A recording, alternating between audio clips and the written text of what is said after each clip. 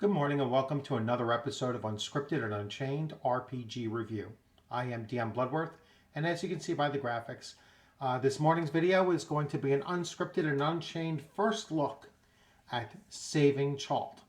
So, Saving Chalt is a series of adventures and also GMing ideas and tips put up by Venger Satanis. This was his most recent Kickstarter, which I backed, and so now it's in the process of being fulfilled. So we just received this. I just received this PDF yesterday or possibly the day before, and for those of you that have backed the Kickstarter that went for physical copies of not Saving Chalt, but there were several packages of getting the hardcover books along with your pledge. And here are the two hardcover books that were part of his Kickstarters previously. So this is Chalt. This is the main setting book that came out probably closer to about 2 years ago, I guess. And then this is his most recent Chalt addition to the setting, Chalt Fusion Malaise. And there is a third one in the works. And as you can tell, I'm a big fan of of the setting. I'm a big fan of Venger Satanis's writing style, and his development. The artwork is incredible in these, and I will link the previous videos that I did on everything Chalt, basically. Now there are game systems that you could use for Chalt. One is the Crimson Dragon Slayer, which is also Venger Satanis's his very rules light game system that you can use for Chalt, and also there is some connection to Alpha Blue with this setting, and I'm waiting for my physical copy of Alpha Blue, which I should be getting in the mail somewhat soon, I hope. And once I get that, I'll be able to start really looking into how you can take characters from Alpha Blue and then transport them to Chalt setting as well. So without further ado, I'm going to jump right into the PDF of Saving Chalt. Now, it is 7 adventures, and I'm not going to reveal or spoil those adventures.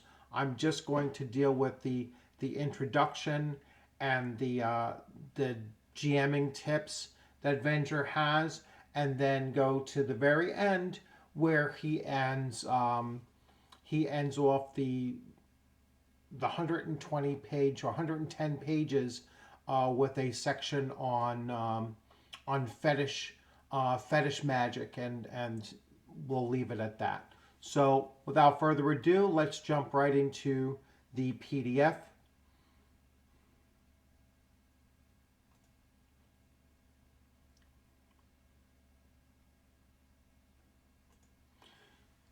So here we have the PDF, and it is, as I said, 110 pages. I'll mess around with the size as we start scrolling through. So very, very interesting art. A combination of like really muted, kind of sketchy, and then very vibrant weirdness. So that's another trademark so far of everything Chalt. So we have the contents, and we have the game mastering, which I will go over this first two sections of game mastering and game master tools, and then we will skip over the 7 adventures. But there are 7 full adventures in this 110 pages long supplement for Chalt, and so we'll spend a little bit of time with going over the appendix, as I mentioned. So, unsolicited game mastering advice. Now, I've done a read through of this because I knew I wanted to I wanted to do it justice and not misspeak or say anything that didn't match up or unintended. So I'm just going to go through this very quickly, but cover each of the main points that he is making. So demo instead of session zero, and this is a really interesting thing that he's proposing, and it really is a good idea, and something that I hadn't considered, but I know for a fact that this is what Venger does because I've been in uh, two of his demos, of Chalt, and so the experience is exactly the way that he describes it here. So let me jump right into it. If this is your first time, don't be nervous. Venger may be all slimy green tentacles, but he's real gentle like. You know what I'm saying. Rather than a whole session of jibber jabber about what the game will entail, expectations, preferences, and sensitive subject matter, I prefer an alternative to session zero, a demonstration session or demo game. With a little upfront information such as this is the old school sword, sorcery, and lasers where pulp action adventure is the focus, or post apocalypse mutant hex crawl where survival is part of the fun. You can start playing a short session to give everyone a feel for what the game is going to be like. The session's brevity gives players a chance to opt out if it's not the kind of game that they enjoy playing. It saves everyone time and energy by avoiding both the potentially meaningless pre-game discussion and full-length first session. Advertise your Chalt demo game with vital bullet points of what to expect. When players show up, give them a play experience they won't soon forget. When the session approaches 60-minute mark, start looking for a suitable endpoint. If you're GMing a 60 to 90-minute game, start the session ASAP. Do not let the character creation take more than 1 minute per player. And I laughed the first time I read this, and then I'm laughing again because it's a really interesting, point that he's making here. Players don't need a whole lot of time to create a bare bones player character and then just move forward, especially with a rules light system like Crimson Dragon Slayer, which you can get the PDF for that for free on drive-through. So, and it is also in the back of both Chalt and Chalt Fuchsia Malaise as well. So it's not hard to, come across the game system that he's using here. So once again, do not let the character creation take more than 1 minute per player. Whatever information hasn't been determined can be hashed out in game. If the players finish early, encourage them to start thinking about backup characters in case their characters die. Chalt is a bit of an extreme environment, and so the chances of character death are, much higher than in some other more modern role-playing games, 5e in particular. So, GMing Chalt. At some point, all three pillars of role-playing must be represented. The PC should experience social interaction, exploration, and combat. Otherwise, the lack of our holy trinity combined with the short time span will leave players feeling unfulfilled. If all you are doing is running a quick 60 or 90-minute demo game, introduce players to Chalt can be as simple as 1, 2, 3 entry, orientation, and expansion. By the time all three of these steps are resolved, your hour to hour and a half has elapsed. If you're done If you've done your job, the players will be invested, intrigued, and hungry for more. Either set up the next session right then and there, or play it by ear, scheduling a follow-up session a few days from now. Entry.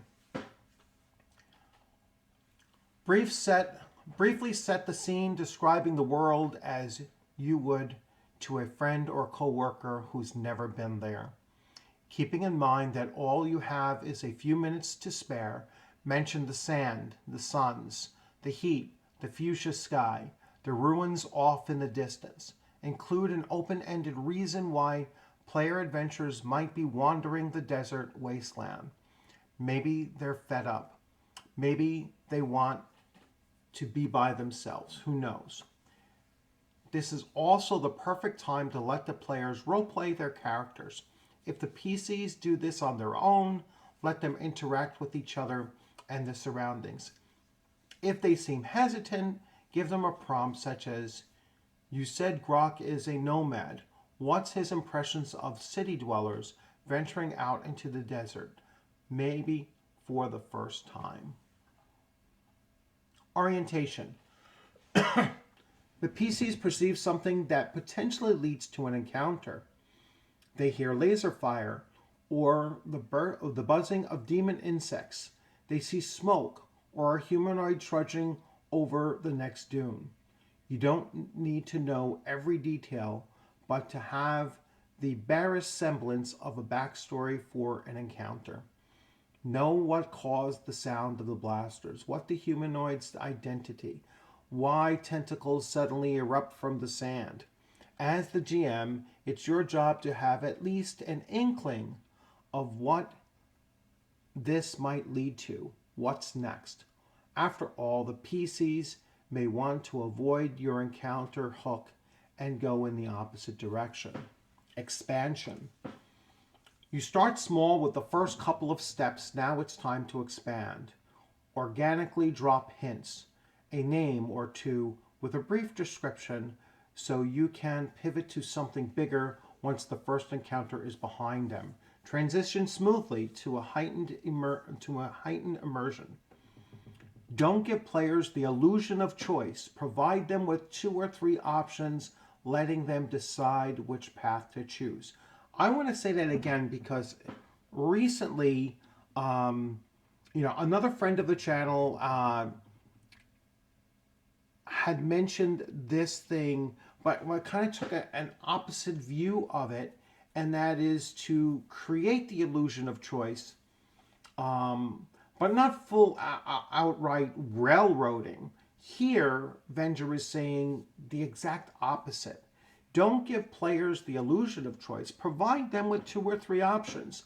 Let them decide which path to choose. So this is more of a sandbox and more of a sandbox method of running a game and letting those players choose and just being very flexible and agile on your mental feet in order to respond to these actions and to just create something that is constantly moving forward, challenging, and interesting. And when we get to the description of Chalt, you'll see how that works with this system and in this setting. The second encounter may not have anything to do with the first. Maybe you whetted the PC's appetite when you set the scene, talking about the danger and the opportunity that comes with taking part in Agrabah's Festival of Moons. The point is, Chalt starts to open like a blooming flower of strangeness and treachery. What makes Chalt Chalt? And here's where we're going to get to that point that I was alluding to.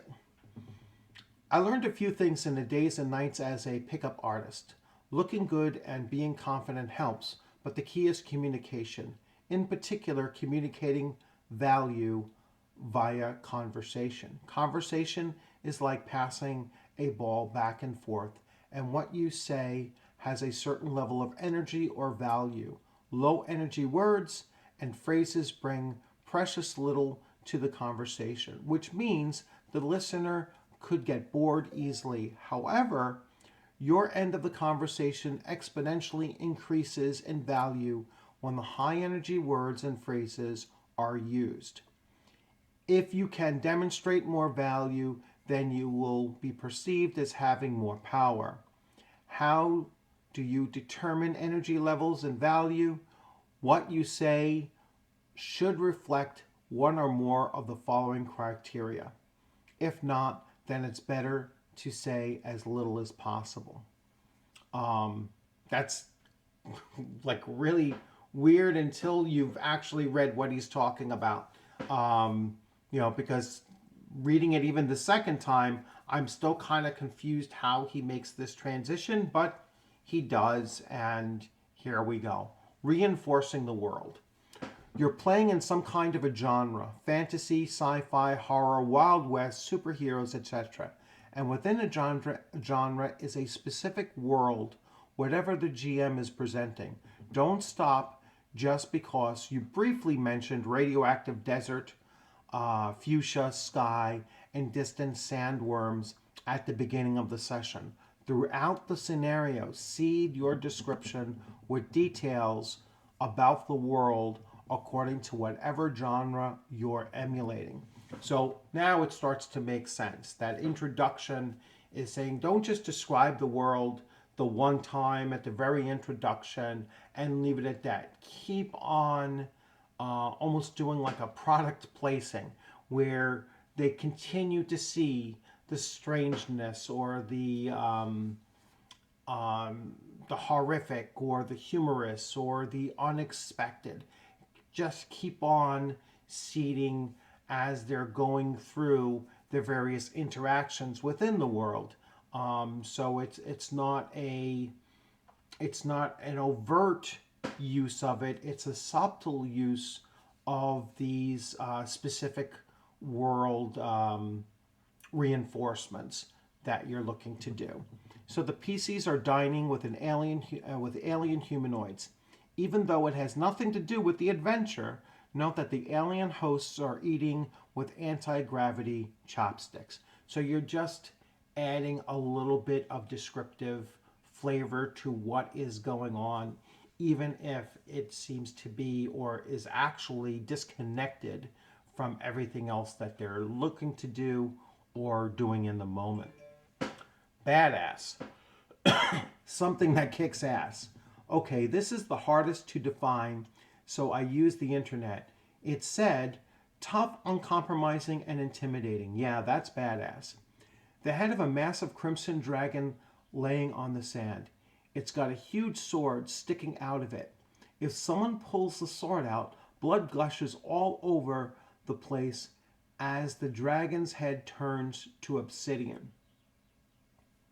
So that's badass. That's just an unexpected event has taken place, and it's just really cool. It's very visual, and so that's what he's talking about. Be very visual about what is going on around the characters, so that they can start to visualize the same thing. The unexpected. Just pure strangeness, something that doesn't fit, doesn't seem right. The unorthodox is always more interesting than the standard. Players love surprises. Even though their characters may not agree, what's more surprising than being confronted by compelling weirdness? When you're half awake, bananas sing to you. They sing a prophecy of demons opening the gates of the gateway to hell. That started out weird and then ended on a badass note. Suddenly, the player sitting across the table from you stops texting and starts listening. So, and he's talking about the player at your actual gaming table is going to stop what they're doing because now they've all of a sudden heard some kind of a strange, premonition of maybe what might come, or just something that caught them by surprise. It was unexpected to hear this. Humorous.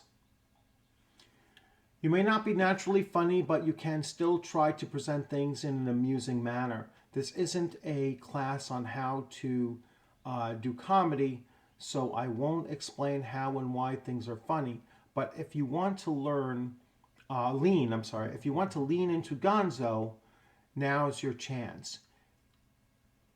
Same goes for other comedic styles: slapstick, raunchy, observational, and saying what everyone else is too afraid to say in polite company. Um, and so when he talks about Gonzo, he's talking about taking taking things known in pop culture and inserting them into the game. So that's what Gonzo means. Gonzo means mixing different genres together, sometimes in ways that might not make any sense. And so that's the other um, the other element of Gonzo. And he goes into his definitions. So how I describe Chalt. Several words are specific to Chalt: eldritch, gonzo, science, fantasy, and post-apocalyptic. It's important to keep each of these in mind both when you're crafting the scenario and running it. Eldritch is eerie, dark, bizarre, in a creepy way, outer and Lovecraftian. You can't say cosmic horror without eldritch. Bring on the tentacles. Gonzo, genre mashing, humorous, and replete with pop culture references and or the fourth wall breaking. Giant stone Zardoz head smashes through the wall. Within the stone head is a Kool-Aid man with tentacles, possibly full of Zoth, which is like a spice chemical drug. The inside and inside the Kool-Aid man are tiny ice cube creatures that demand to be rescued by the character of third level or higher, no scrubs. Science fantasy, don't focus on fantasy to the exclusion of science fiction and vice versa. Chalt requires both to function: blasters and fireballs, robots and wizards, starships and dragons. If you can combine both, such as laser swords and cybernetic lich dragons, then all the better. Post-apocalyptic. This is a ruined world. It has a past, sometimes glorious, sometimes maleficent. Both can be dimly glimpsed today. There's an inexpressible freedom that comes with the collapse of civilization, but that freedom also yields savagery. Life on Chalt is nasty, brutish, and short, with mutations.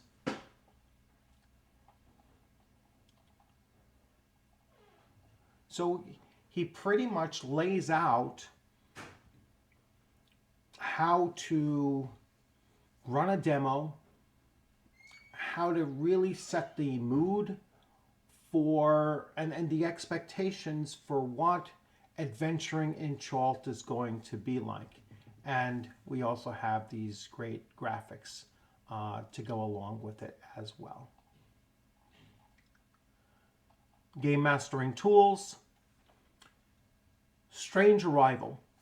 So this is how you can potentially randomly determine how each of the characters ended up on Chalt.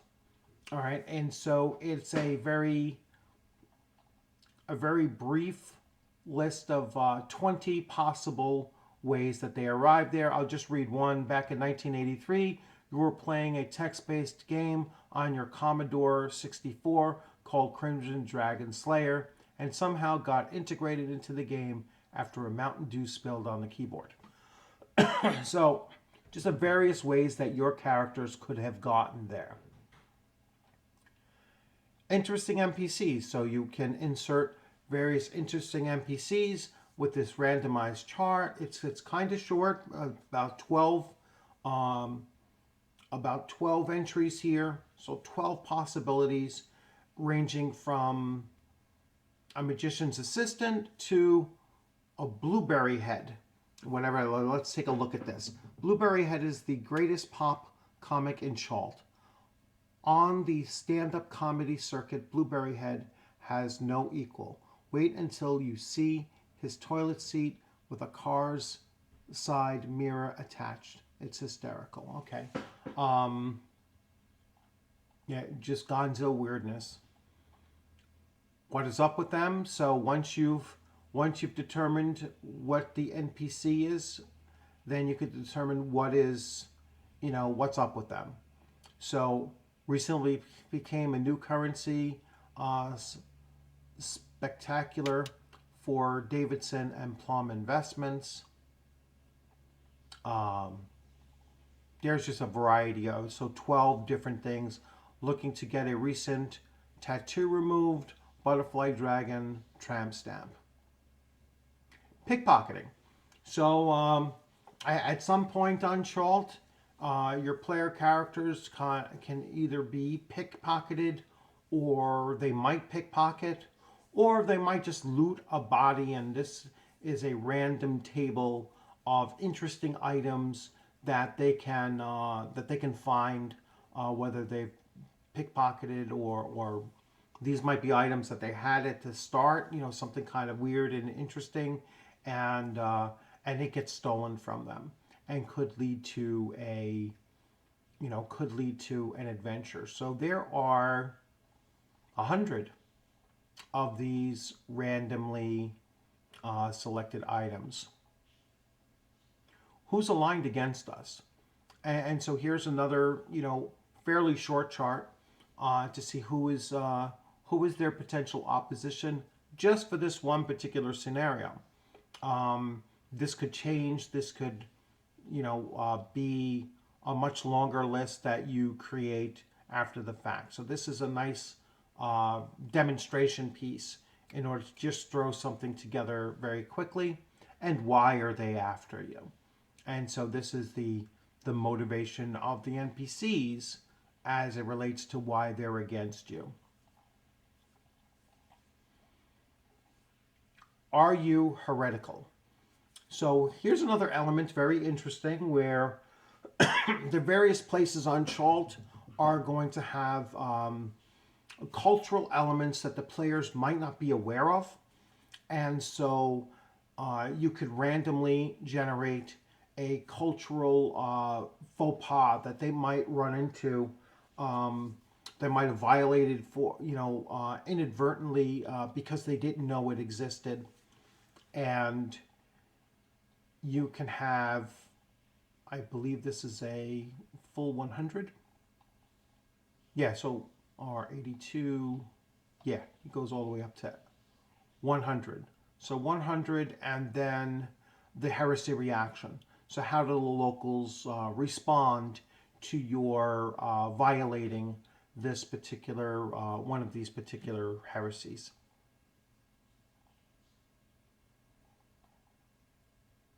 All right, so now we're going to get to the actual adventures. So there are 7 adventures. I'm sorry, and I am going to flash past these.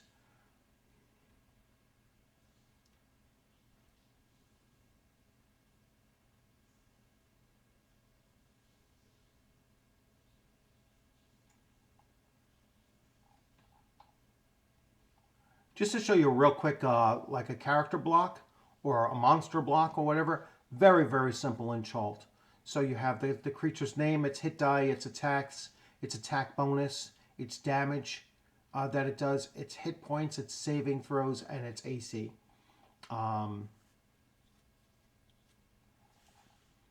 Moving on, Fetish Magic. At character creation, Magic users may choose to adopt the fetish component to add to their spell casting. This is totally optional. What does it do? The benefit is doubling the power of the spell when the component is used. The hindrance is a 2 in 6 chance of spell failure when the component is absent. Keep in mind that when the spell component is used, it vanishes, so you'll need to have a supply of these things. The following is a random table of fetish spell components.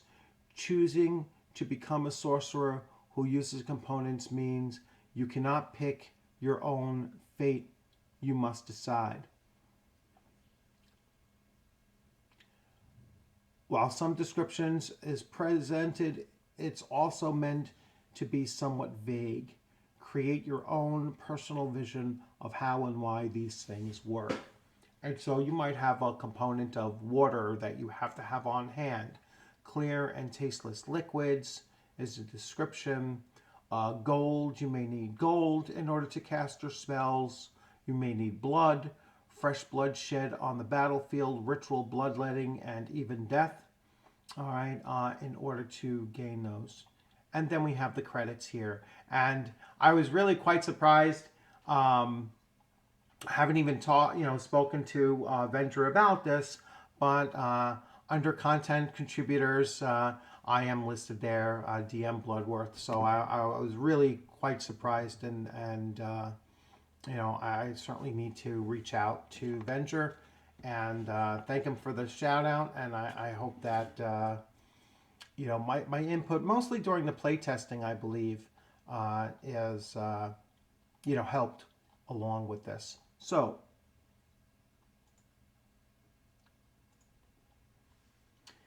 there you have the first look at a first look at this PDF, which will be coming, I'm assuming, very shortly to Drive-Thru RPG.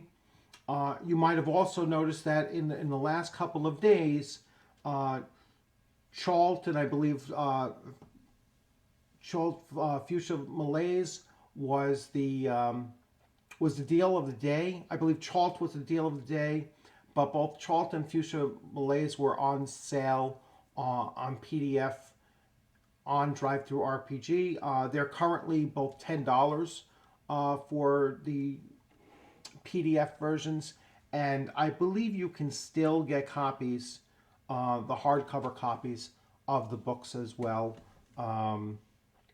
So I know that he still has, you go directly to his blog site and you can order the books as well. He doesn't have as many of the original Chalts left, but certainly check in there and see if there are still some copies of that remaining if you want to get your hands on.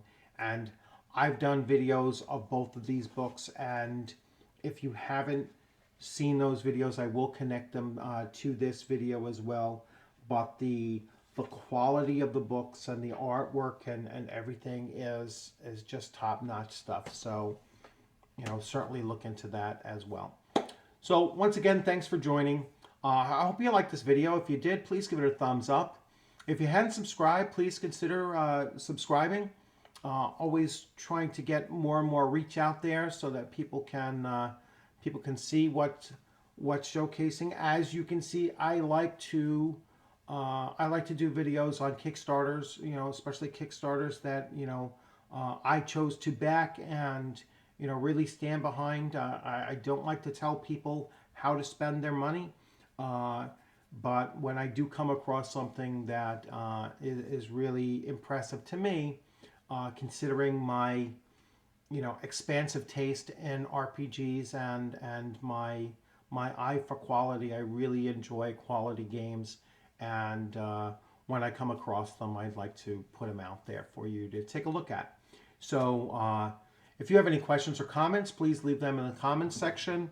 If you have a Kickstarter that you want me to take a look at, maybe it's your own Kickstarter or another one that you've come across that you think I might be interested in, please leave that in a link and I'll take a look at it.